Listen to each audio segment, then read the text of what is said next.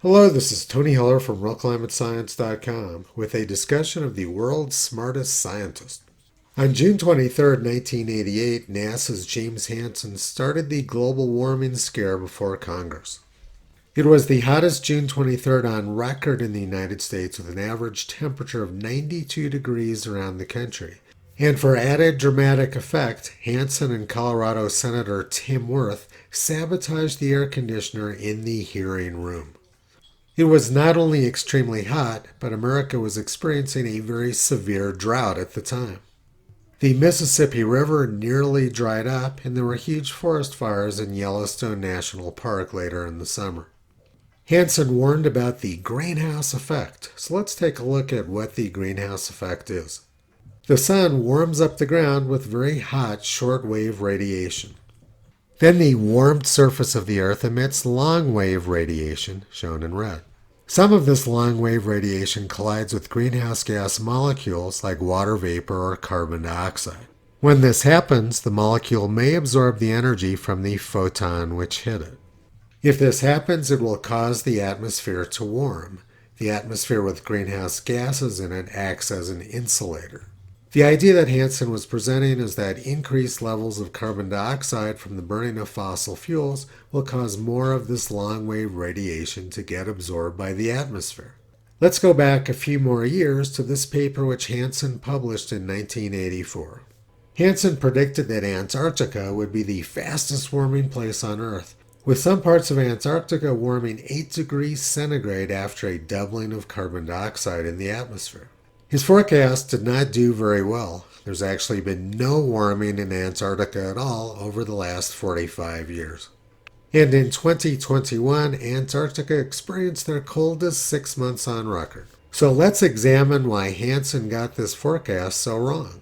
The greenhouse effect not only requires greenhouse gases, but it also requires outgoing long-wave radiation coming from the warmed surface of the Earth. This map from NOAA shows outgoing long-wave radiation from the Earth during the southern hemisphere winter. You can see from this deep blue color that there's very little outgoing long-wave radiation coming from Antarctica during the winter. This isn't surprising because there's no sunlight and the ground is covered with ice. Hansen apparently failed to consider the fact that the shortage of long-wave radiation made increases in the greenhouse effect very minimal. You can't get a greenhouse effect without outgoing long-wave radiation, which Antarctica has very little of during the winter.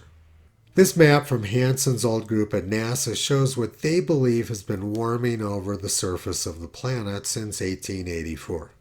The vast majority of the warming, which NASA claims, has occurred in the Arctic and in Siberia, and mostly during the winter.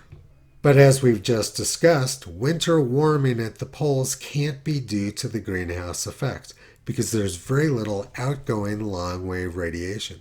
So this warming in the Arctic must be due to something else. And if increased carbon dioxide levels was causing warming in the Arctic, it would necessarily cause it in the Antarctic too, which isn't happening.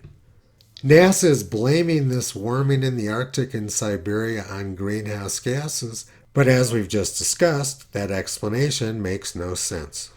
Hansen has a long history of being wrong about just about everything.